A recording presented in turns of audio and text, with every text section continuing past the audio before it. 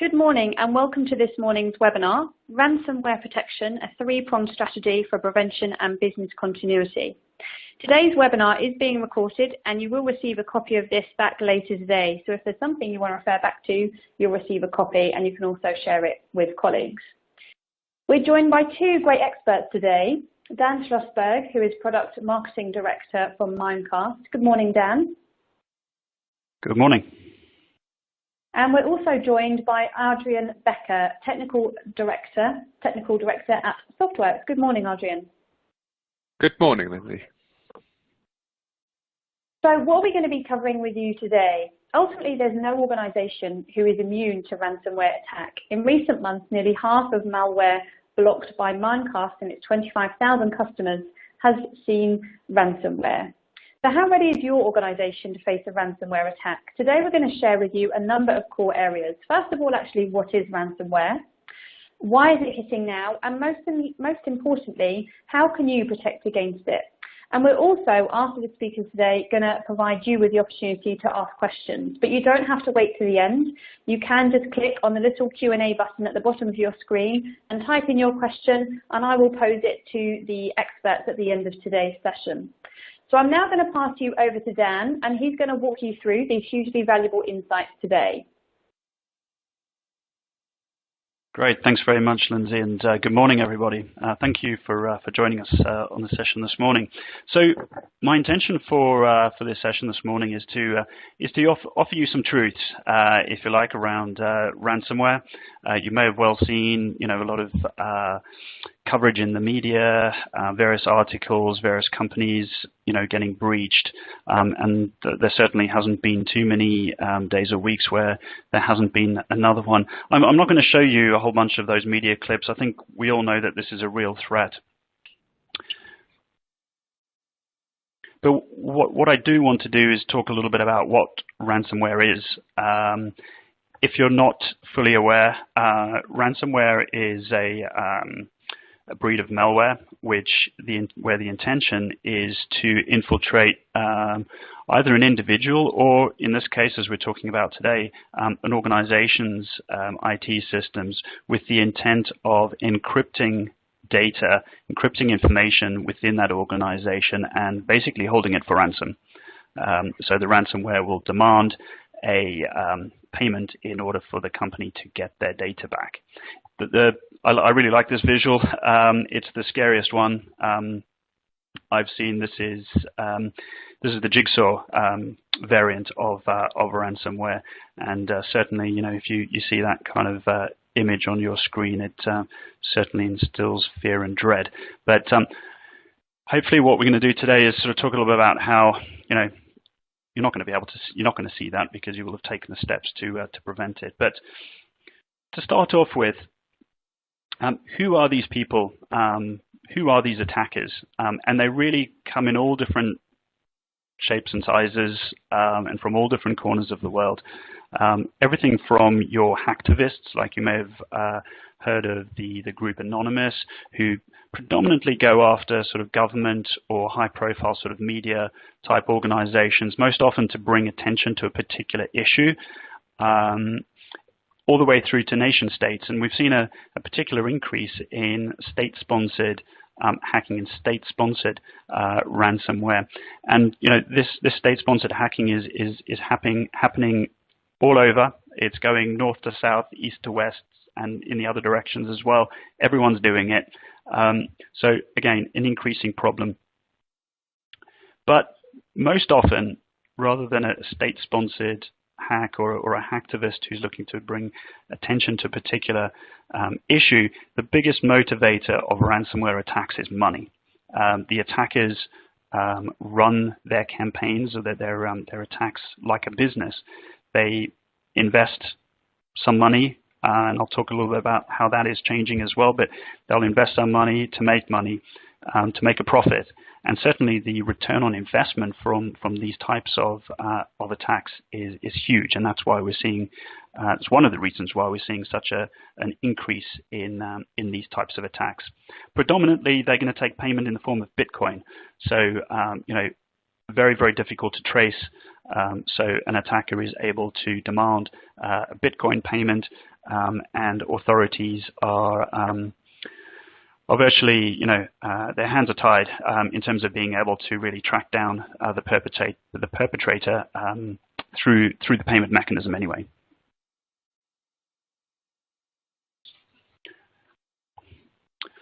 Okay, so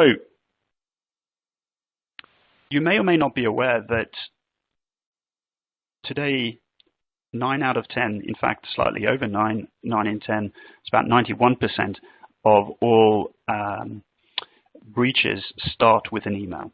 So email is the #1 way that attackers are using to basically get their malware into an organization or to compromise an individual within an organization, for example, through a phishing type of attack. And certainly, there may have been reports, over the years that, email use is reducing. There are these other applications that are sort of coming up that are being used in place of email. And certainly, while there are a variety of different communication channels for business, email remains the #1 business communication channel. In fact, a recent report from the Radicati Group suggests that there are more than 2.6 billion email users worldwide, and over 100 billion business emails are sent every day. Unfortunately, email was never built to be secure, but yet employees place a huge amount of trust in email and the information that they receive through it. And attackers are exploiting this trust, and that is why they are using email as the way in. And we'll talk a little bit more about this shortly. Talking about ransomware specifically, a massive 99% of ransomware attacks start with email. So we're painting a picture here where, certainly from an organization's point of view, being able to effectively address the email channel from a security point of view is going to provide a huge level of protection against these types of attacks. Specifically here in the UK, let's look at some of the stats here. So 54% of UK companies have been hit by ransomware. Looking at a couple of specific verticals here, and these are by no means the only verticals or industries that have been hit, but 30% of NHS healthcare trusts and 56% of universities have suffered a ransomware attack. A massive 54% of UK companies actually pay the ransom, which is surprising given that the recommendation is to never pay the ransom, and we'll talk a little bit more about that later. But this statistic for the UK is significantly higher, for example, than that number in the US. I don't completely know the reason for that, but for whatever reason, organizations here in the UK seem more prepared to pay up to be able to have more assurance that they're going to see their data again. That may point to the fact that they're less confident that they can recover from that breach themselves without paying the ransom. But that's just a potential hypothesis. Globally, these ransomware attacks are $1 billion business. This is a statistic from the FBI, and this is in 2016 alone. We're expecting this figure to go up fairly significantly in 2017. And as you can see, they do call it a business. This is a business. As I said before, attackers are investing time and money, but they're seeing a very healthy return on that investment, if you like.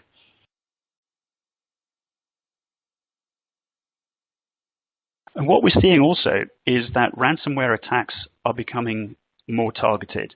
So where perhaps they started off as attacks that were going after an individual's laptop or PC, locking it down and demanding a ransom, while that is still happening from a business point of view, their attackers are basically going after organizations and going after systems within those organizations rather than just individual pieces of infrastructure. For example, moving from the client to server.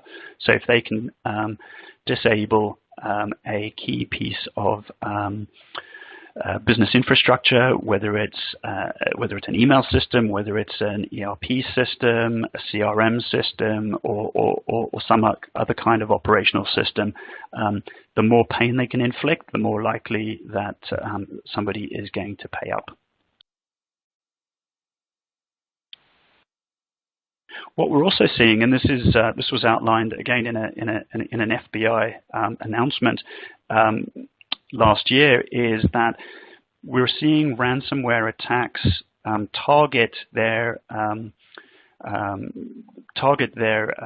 victims, if you like, based on the type of organization and also where these companies are located. So, as I said before, attackers are going after organizations where they feel they can make the biggest return. So, companies in more developed parts of the world, for example, are bigger targets than those in less developed parts of the world. And it also, depends on how many hosts are being infected, or how many hosts they believe they can infect. Ultimately, the more, as I said, the more pain they can instill, and the larger the organization and the deeper their pockets, the more likely they are to make more money from these attacks. You may have seen last year, in fact, and I think this is a great example of where these attacks are going beyond just locking down individual systems. The San Francisco transport system suffered a ransomware attack where over 2,000 computers, data on over 2,000 computers was encrypted. What it meant for citizens and visitors to San Francisco was that they enjoyed free travel on the transport system for the day, but certainly for the transport agency, this was a nightmare. So the attackers demanded a payment of 100 Bitcoin, which at the time was about $73,000. Now that has gone up significantly due to the value of Bitcoin going up well over $1,000 per coin. But as I said, this is a great example of where criminals are targeting organizations for maximum impact and pain to encourage payment. So, why is ransomware getting so big now? And I've alluded to a few of the areas, but ultimately, the widely available and more easily available supporting ecosystem is one of the key drivers for this. And this is what I'd like to talk a little bit about now.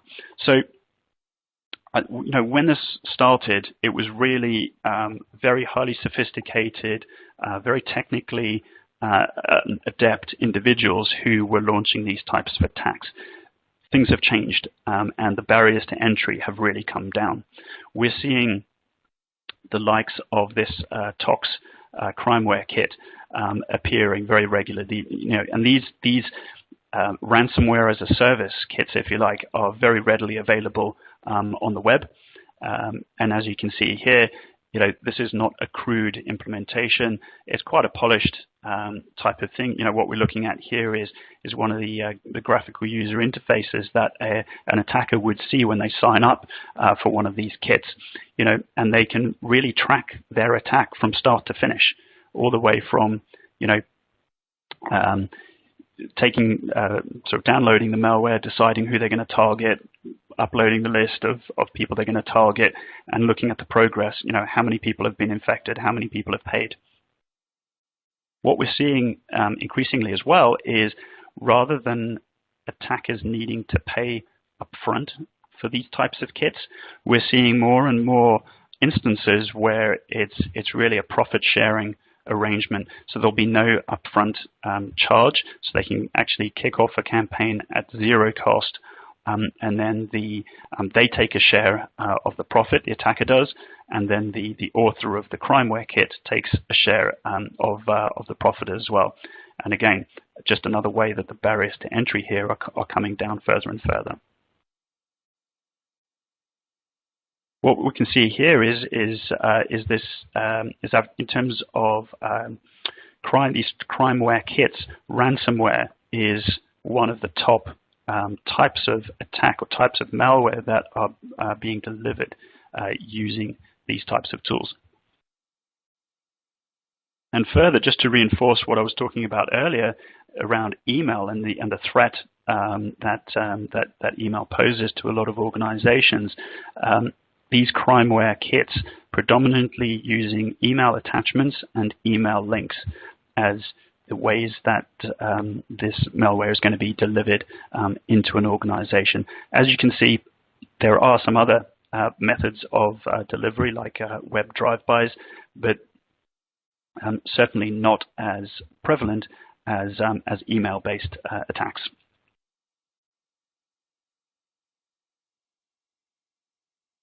Okay, one of the other things that we're seeing as a means for attackers to increase the success of their campaigns is the use of social engineering. And putting social engineering and email together is really heaven for these attackers, unfortunately. This is an example of what a typical so phishing email, if you like, or socially engineered email might look like. It's going to be addressed to you. It's not going to be addressed to a generic name. It's going to be encouraging you to take some sort of action. In this case, there's an attached spreadsheet or document. It's going to use emotive language. You know, here the example is something around a salary review or a raise or potential redundancy. Basically, something that is going to catch somebody's attention and get them to actually open that document, and in so doing, releasing the malware inside that organization. Quite often it'll come from a senior person within the organization, obviously not directly, but it will be made to look as though it's come from that person, whether it's somebody like the CEO or the CFO, for example.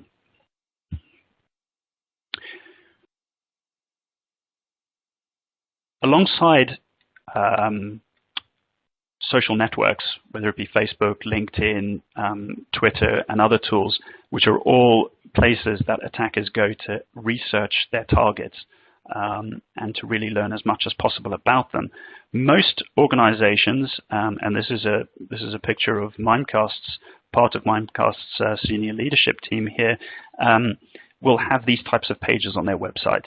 And these are also a fertile hunting ground for attackers, where they're looking to build up a picture of that organization so that they can use social engineering to increase their chances of success. So what they may do is start off at a page like this on a company's website, understand who the senior leaders are. Then they may well go to LinkedIn. They can then very easily see and build up a picture of the reporting structure, who knows who's worked with who before, so you know who's recommended who, and you can start building up a picture of who's friendly with who, etc. And very quickly you can build up a very clear picture of what that organization looks like and how best you might launch an attack. For example, posing as the CFO, sending something to the CEO, or the CEO sending something to the Chief Operating Officer, etc. Once they've built up these pictures of an organization,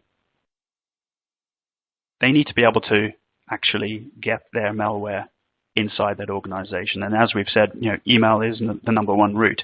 So even if they don't know the email addresses of the people that they are looking to target, there are tools available online which allow them to harvest the email addresses for that particular organization. So the access to information to build an attack is very easily available. Something else to think about here as well is the amount of information that is available online whether it's for public companies or private companies through Companies House. There's a huge amount of information that you can find very, very quickly about a company. So this example here, I've highlighted, this is a public filing for a company which actually mentions their auditors or their accountants. So think about it, if an attacker can find out who a company's auditors are or accountants are, what a great opportunity for them to, for example, target the CFO or a senior person in the finance team with an email that looks as though it's come from their accountants. They're much more likely to open that email and open an attachment, for example, that can deploy the ransomware malware onto their systems and then start spreading throughout that organization. So we've talked about these ransomware as a service kits, but there are other things that are bringing down the barriers to entry even further. So some organizations have put better defenses in place to protect against these ransomware attacks. Given that a lot of ransomware attacks use malicious or weaponized attachments to deliver the malware, some companies have put in place protection like attachment sandboxing, which is a great form of protection, although it's not infallible. And as we can see here, you don't even need to know how to do this. Again, you can buy this service online.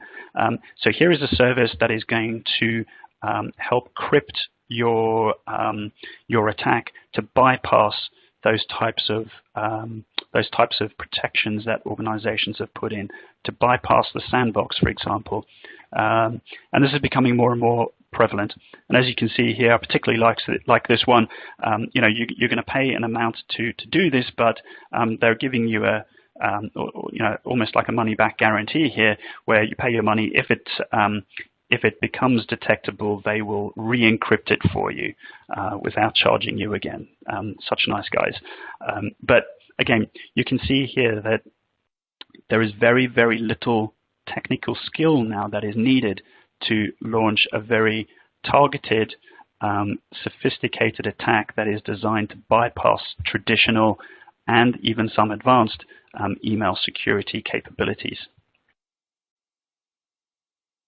In fact, here at Mcast, we did some analysis, and typically we process over 600 million emails a day on behalf of our customers. And some recent analysis that we did saw that almost half, or around half, of the email that we blocked with ransomware contained just one variant of ransomware, which was the Locky variant.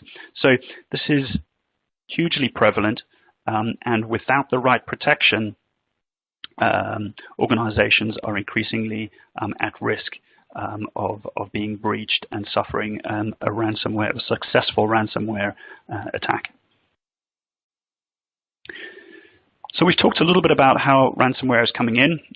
As we know, email is the #1 vector, if you like, that attackers are using.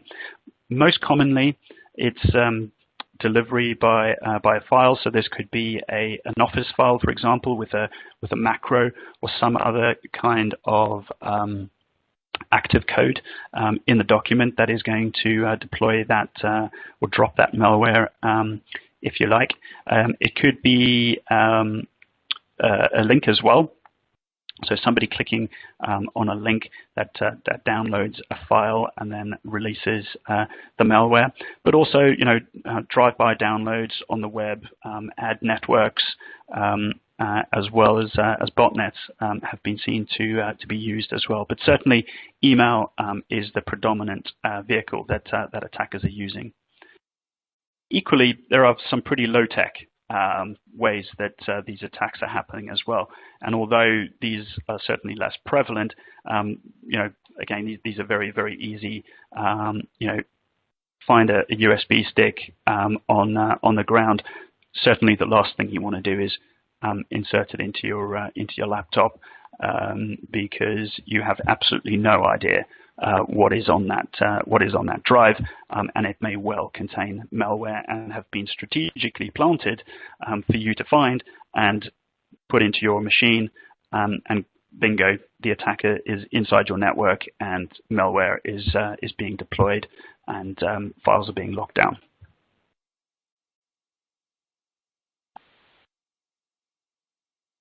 And in fact, Gartner call out here that a lot of the protection that organizations already have in place, for example, sort of antivirus, anti-spam, these traditional email security techniques can't detect and stop ransomware. So organizations really need to be looking at what levels of protection they have and how they need to improve those to be better protected against this increasing threat. So that's what I'd really like to talk about in more detail now. So let's talk about defensive strategies. And certainly technology plays a key role. It's not the only role, and I'll talk about that shortly, but there is some key technology that organizations ought to be deploying to be able to provide a much better level of protection. So let me talk through some of those here now. So in terms of preventing attacks, certainly some of the technology that organizations should be looking at include URL rewriting and sandboxing. So this is where URLs coming in via email are rewritten as they pass through the email security gateway. And by doing that, when a user clicks on that URL, that security solution is able to scan that URL and the destination site in real time. Now, the destination site piece is important here because some solutions use what's called a block list or a reputation list. So this is basically a list of known bad sites, which they will check that URL against. And certainly that is better than nothing. However, these attacks are very, very quick to deploy. So a site that may be good yesterday may not be good today. Even a site that was good an hour ago or 10 minutes ago may no longer be safe. So real-time analysis and sandboxing that URL, which means actually going and looking at that destination site to see whether there is any malware that is resident on that site, is critical. The second element here is around attachments, and as I've said, attachments are certainly the most prevalent mechanism being used to deploy ransomware. So having robust weaponized attachment defense is a key level of defense that organizations should be putting in place. And as we've said, sandboxing is certainly one of those capabilities where attachments are detonated, if you like, in a sandbox, in a safe, confined environment to see what they do and whether anything they deploy anything malicious. But sandboxes are, malware can evade them. Essentially, increasingly malware is being written to evade sandbox detection. For example, delaying deployment or looking for a sign to say that it's in a sandbox, or it's through the back, it's through a sandbox and it's now sitting in somebody's inbox, and only then does the malware deploy. So ideally, you want to be looking for multi-layered attachment defense, where you're not just relying on a sandbox, but for example, you can use capabilities like safe file conversion, which is an option that Mcast offer our customers, where all attachments coming through the gateway are converted to a safe file version, if you like. So, for example, a Word document would be converted to a PDF, and in doing so, any malware that may have been in that document will be rendered useless.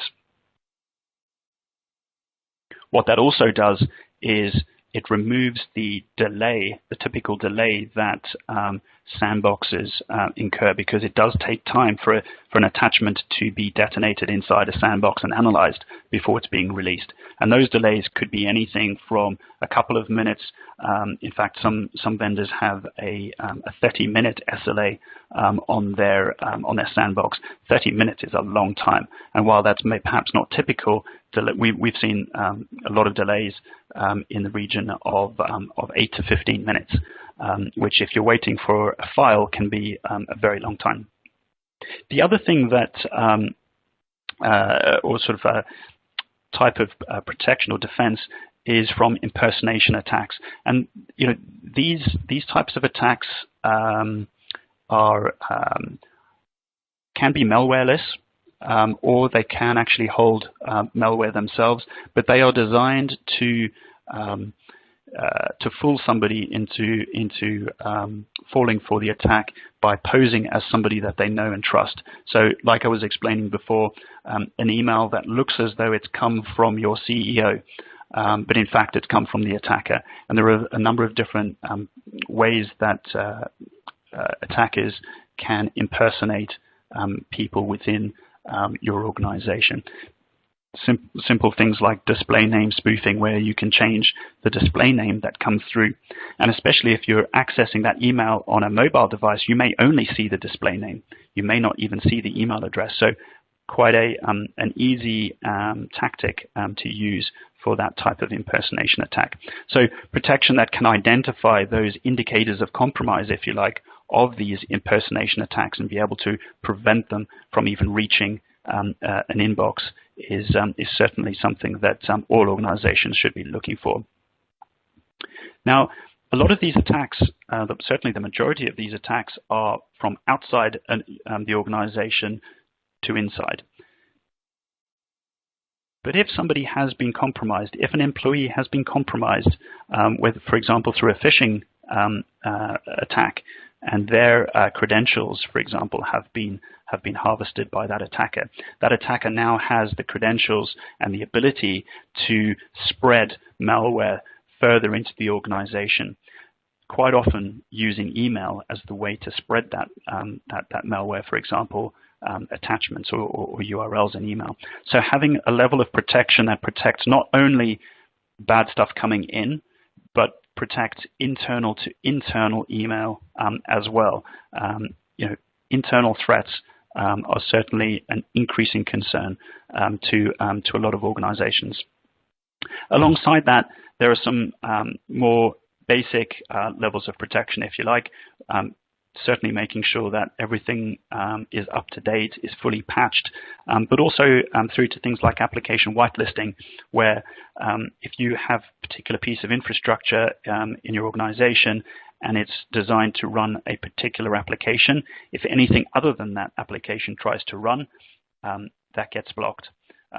Network segmentation as well is a good level of defense to stop a successful breach from spreading to the entire organization. So splitting off certain parts of the network from other parts of the network. Other considerations to think about here, and these may not be as obvious, are from a continuity point of view. Continuity around critical applications, whether those applications are email, for example, which remains, as we've said, a critical business system, through to other business systems like CRM or ERP or databases, things like that. If any of those systems either gets disabled or needs to be shut down after a successful breach, can your organization continue to operate? How do you continue to communicate internally? More importantly, how do you communicate with customers, partners, etc.? We've seen organizations that, and it's been publicized in the media, organizations that have been hit by a ransomware attack and have literally needed to go back to pen and paper because they've had to shut down all of their systems so they can remediate. So having a capability to be able to, for example, continue using email, so all employees can continue to access email through Outlook, through their mobile device, through a web app, etc., in the case of the primary email system being shut down, is becoming more and more important. And finally, and this is especially relevant in the case of ransomware, where data is being encrypted and held to ransom, is there an archive or a backup repository that you can recover from, that you can recover to a known good state? A lot of organizations take backups. How often are those backups tested? How effectively do they work in terms of restoring not just single users, but potentially the entire organization to a known good state? Equally, as more and more companies move to the cloud, for example, with Office 365, having an offline archive or backup repository is critical, because what can happen is in a system like 365, where primary email data is held in the same infrastructure as copies of that data, not backups, but live copies. If the primary gets infected and encrypted, there is a chance for those copies to go the same way, in which case you've got no means of recovery. So having something outside, an independent repository, if you like, is critical.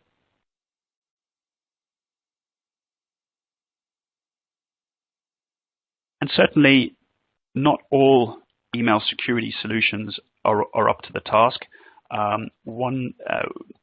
Recently we've done a lot of analysis where Mcast has the Mcast solution, security solution, has sat behind organizations' existing email security, and the idea is to look at what passes through that incumbent security solution and what is detected by Mcast over and above what was detected by that system. And you can see here that in over 26 million emails that were inspected, there was 3.5 million spam messages that were caught that the incumbent solutions didn't catch. Okay, we're not talking about spam here, but certainly spam can still be an issue for a lot of companies. Over 6,500 dangerous files, over 1,600 attachments with defined malware inside those attachments came through those existing defenses, 1,700 impersonation attacks. So you can see here that certainly while a company may have email security in place, the important thing here is to understand what is that security protecting you against, and are there gaps, certainly against these more advanced types of attacks like ransomware, that need to be filled. The second area I wanted to talk about in terms of defense is what I like to call herd alertness.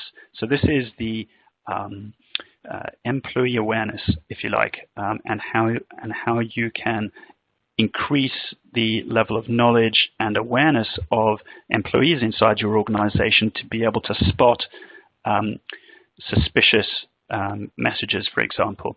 Now, the intention here is not to turn everybody into a security professional, but to make them alert enough to linger a little bit longer over that link, or think twice before opening that attachment. I mean, certainly simple things like not enabling macros in Office documents is something that was drummed into people a number of years ago, but in my opinion is not talked about as much anymore. And I'll give you some examples of that now. So let's look at a few examples here of oh, I clicked too far, apologies. So here's some examples of some attachments coming in to an organization. And what we can see here, for example, is CVs being sent into an HR department. So, HR is potentially a really nice target for attackers, because basically they are encouraging people to send them files. Now, arguably not, in most instances, those files are going to be benign. They're just going to be people legitimately looking for work, but some of those may not be. So HR departments are certainly in the firing line, and should certainly be educated and made aware of the potential dangers of the files that they are receiving. What we're also seeing as well is, these are Office documents where there's a message at the top of the document saying, please enable content. So this used to be enable macro. We were all sort of told never to enable macros, so Microsoft has now started saying enable content. We all love content, right? So enable content. Okay, I need to see that content. Let me do that. It's basically just doing the same thing as enabling a macro, and could be releasing malware into your organization.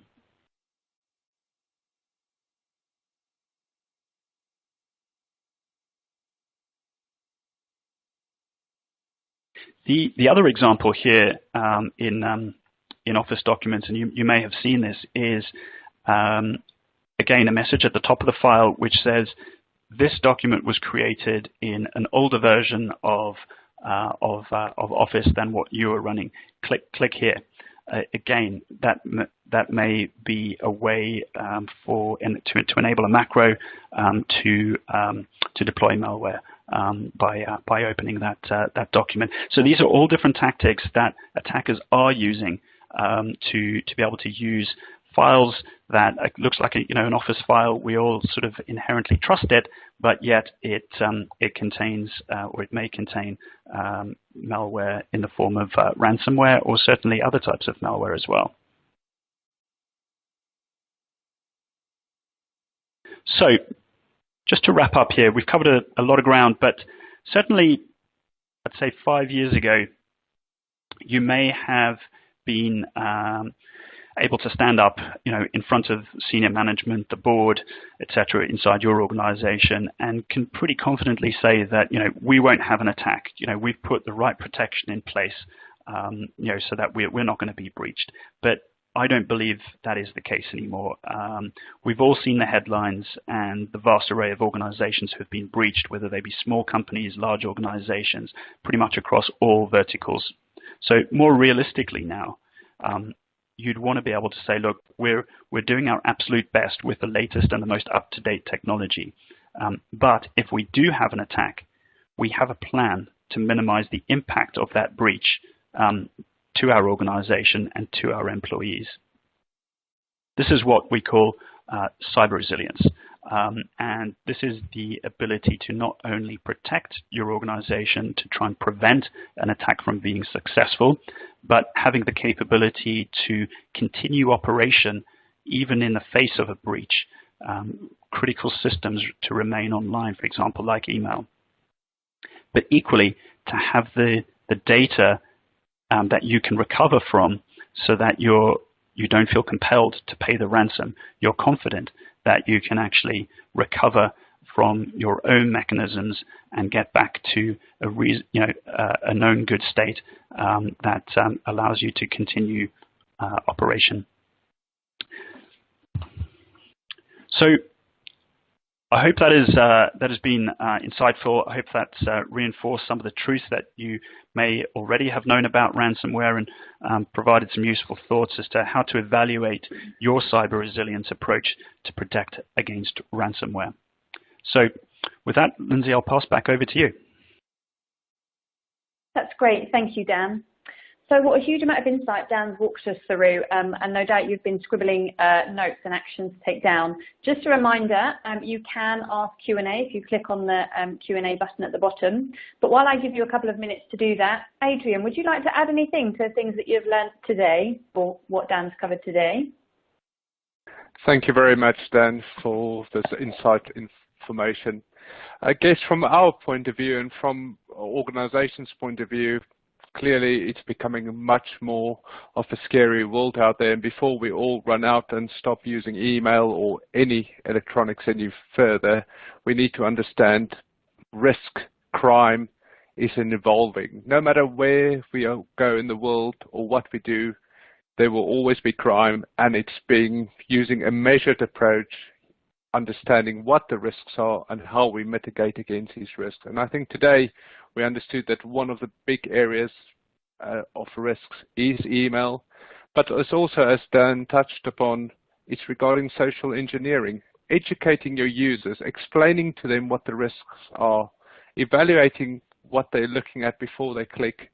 Because although we can put the best technology in place, there is always a chance that there will be a new way that people found to compromise organizations. So what it is that cybersecurity, your whole security strategy, is a measured approach, a partnership between technology and your end users, and also working with your key suppliers to help mitigate that risk. The old adage that I always say to customers is very much, do we get engaged? What do we need to do? Make yourself a hard target. It's no different from you actually going home at night, leaving your windows open or forgetting to lock them, leaving the house and you get burgled. Make sure you've put the basics in place before continuing, and also do everything in a measured way. Don't just rush out and believe that because I've bought antivirus, we are now protected. It's, as Dan said, it's always evolving, but make sure you choose the best in breed solutions to help your users mitigate against that risk. Thank you. Perfect. I'll pass to Lindsay now. We've got a few questions, so thank you for the questions. So the first question is, recommendation is not to pay ransomware. What is the correct path to proceed? And or, I guess just adding to that, actually, should they be paying ransomware? Why and why not? Dan, you're probably best to answer that one, maybe? Yeah, sure. I mean, certainly the recommendation is not to negotiate with terrorists, and really I see attackers as that, and certainly paying the ransomware is not what is suggested. Now, sometimes that's more easily said than done. So if you suffer a breach, it's the end of the financial year. You're trying to close business. You've got critical information that has been locked down. It can be quite tempting. I guess what I would say is that firstly, paying the ransom does not guarantee that you're going to get the keys back. It doesn't guarantee that those keys are actually going to work. So you could have paid out a lot of money and still be in exactly the same position that you were before. So certainly having the right internal capabilities, for example, that archive or that backup to recover from, is certainly something that can go a long way to making you more confident that you don't need to pay that ransomware and you can confidently recover your data. And certainly some organizations do notify the authorities when they do suffer an attack. Some don't. Now, as part of the upcoming GDPR regulation, that is going to become more mandatory to report any breaches, but certainly, as I said, the recommendation is to not pay the ransom, but you need to have ideally you need to have a way of being able to recover back to be able to carry on business, if you like. So in that instance, obviously you've suggested not paying the ransom, so then the key points that you've shared today in terms of having an offline backup, educating your staff, and having all the things that you shared today, obviously it won't prevent ransom attack happening, but if it then does happen, it means that you've got as much as you can in place behind the scenes to go, well, we're not paying it, we've got some backups in place and we should be able to get going. Would that be correct? Exactly. Perfect. Okay. Another very good question. Expand on that. Oh, sorry, yeah, Lindsay, if I can just expand on that, Adrian. Yeah. The other option to look at is there's a new website called nomoreransom.org that has been made available by all of the industry leaders in ransomware antivirus and the authorities. And what is very useful is to actually upload the file or that you've been one of your encrypted files, because with this website, it will actually enable you to see if the decryption key has ever been found, and it will actually help you unlock the data without having to pay the ransom, which has been very useful for a lot of organizations. And we can actually mention the website. It's just called nomoreransom.org. Very useful, very insightful. And it is currently it is supported by Europol and a number of international security agencies. Perfect. Yeah, that's a great point, that. Adrian. Good. Another good question. Management teams simply don't understand the risk. We're a multinational business and we don't have a cybersecurity budget. In your experience, what is the best way to make management aware and get them on board? Adrian, would you like to have your points across on that one first? I think the first step really is education. And what I say to a number of board members that I meet with is cybersecurity is now a board level risk. If you look at from an organization, we assume that the IT departments are doing their job and that was used to be an IT security related issue. However, these days with GDPR coming into out as well in the coming year, it has become much more of a high level risk, because actually we as directors, we as management teams are responsible for all security and all the data we contain. So my view on this is, yes, it should be part of the business strategy. It should be a board level risk. And what will be very important is actually educating the board. Not because there's the old adage that says fear sells, and you will get a number of organizations that will try and provide you with fear stories or scare you and provide uncertainty and doubt. But it's understanding the risks. What are the risks to the organization? What are those impacts? What's the commercial impact of those risks? And how do we mitigate that against that? And that is really as simple as having proper policies, procedures in place, managing the data that you have, ensuring that people only have access to what they need access to. And it's very much understanding your business. That's actually the first step. I understand that, yes, there's limited budgets. And the example I normally use for organizations, the Pentagon spent $20 billion a year, and they can't actually protect their own systems. So what chance do normal businesses have? However, it's making yourself a hard target, understanding the risk and mitigating that to the best of your ability in the organization. And so for example, what we've done for one of our companies, we've sent one of our CEOs to a business information security day, and from what he's understood from the risks that the business is exposed to, he was then able to bring that back to the organization and communicate that to the management team in plain English, not in technical terms or in scare tactics. Yeah. Dan, would you like to add anything to that? Yeah, and I totally agree with that. I mean, I think the key is showing it as a business, an organizational risk rather than an IT risk. And it's not difficult to see, how public some of these breaches can be.